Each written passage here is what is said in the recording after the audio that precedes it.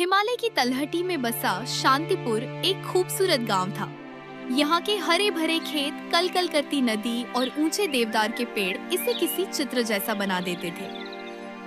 इसी गांव में 15 साल का एक लड़का रहता था जिसका नाम सैमुअल था। सैमुअल अपने नाम की तरह ही ईश्वर का तोहफा था। हंसमुख, दयालु और हमेशा दूसरों की मदद के लिए तैयार। उसकी आंखों में एक अजीब सी चमक और चेहरे पर मासूमियत थी। उसे अपने दोस्तों के साथ नदी किनारे खेलना, पहाड़ों पर घूमना और रविवार को चर्च जाना बहुत पसंद था। उसके पिता डेविड एक मेहनती किसान थे और उसकी माँ मारिया एक प्यारी और ईश्वर में विश्वास रखने वाली महिला थी। सैमुअल का जीवन आनंद और हंसी खुशी से भरा था, जब तक कि एक दिन उस पर दुर्भाग्य का साया नहीं पड़ गया। एक शाम जब वह अपने दोस्तों के साथ फुटबॉल खेलकर घर लौटा तो उसे बहुत थकान और कमजोरी महसूस हुई। उसकी माँ ने सोचा कि शायद खेलने की वजह से ऐसा हुआ है, लेकिन जब रात में उसका शरीर आग की तरह तपने लगा तो उनकी चिंता बढ़ गई। गांव के वैद्य ने कुछ जड़ी बूटियां दी, लेकिन सैमुअल का बुखार कम होने का नाम ही नहीं ले रहा था। दिन बीतते गए और उसकी हालत बिगड़ती चली गई। जो लड़का कल तक पहाड़ों पर दौड़ता था, आज बिस्तर से उठने में भी असमर्थ था।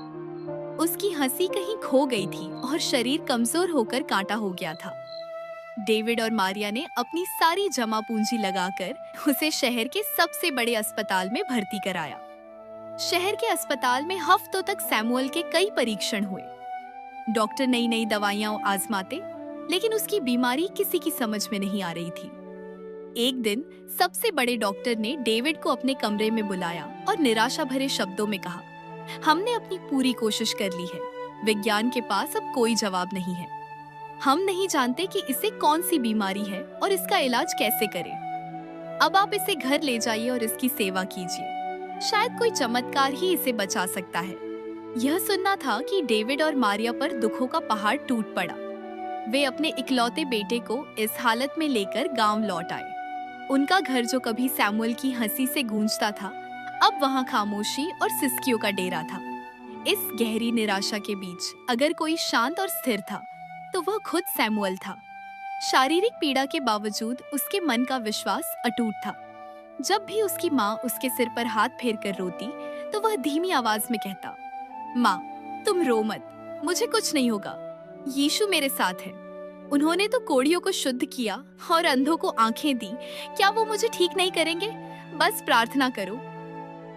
सैमुअल की बातें मारिया को हिम्मत देती, लेकिन डेविड का दिल शक और गुस्से से भर गया था। वह अक्सर रात में आकाश की ओर देखकर कहता, हे ईश्वर, तू इतना निर्दयी कैसे हो सकता है? एक मासूम बच्चे के साथ ऐसा क्यों?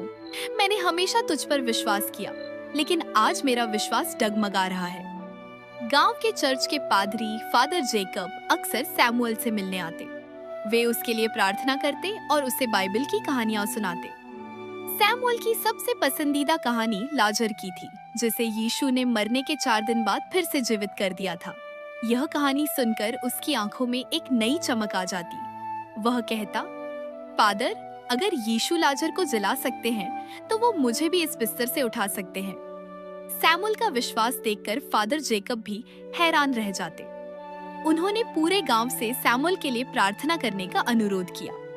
हर शाम गांव के लोग चर्च में इकट्ठा होते और उस मासूम बच्चे के जीवन के लिए प्रार्थना करते। एक रात सैमुअल की हालत बेहद गंभीर हो गई। उसकी सांसें उखड़ने लगी और शरीर ठंडा पड़ने लगा। ऐसा लग रहा था कि अब अंत निकट है।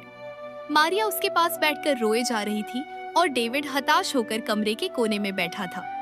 उस रात उन्होंने जीने की सारी उम्मीद छोड़ दी थी।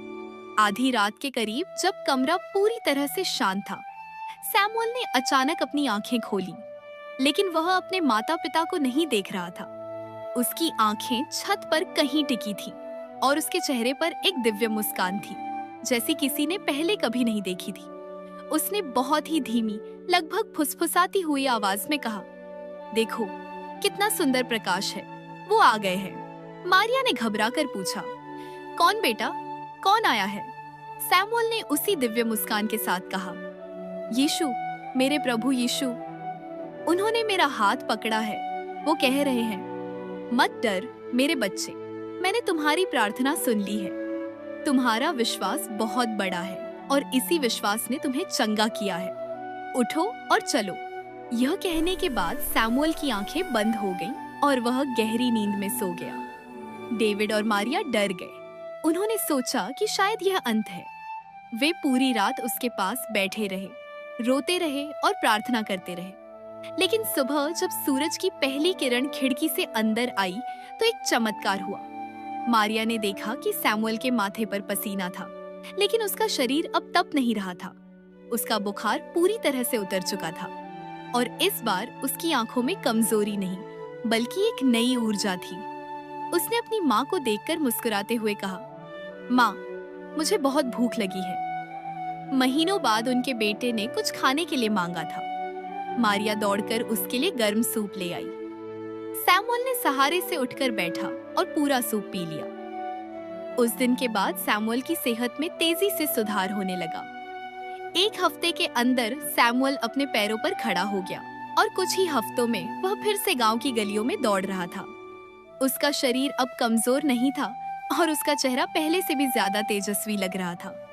सैमुअल ने अपनी बीमारी और दर्द के बीच भी यीशु पर विश्वास बनाए रखा।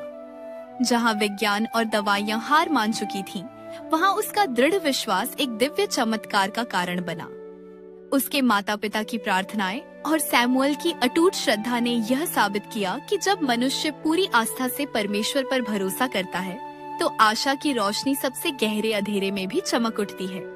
आपको यह कहानी कैसी लगी? लाइक, शेयर और सब्सक्राइब करना न भूलें।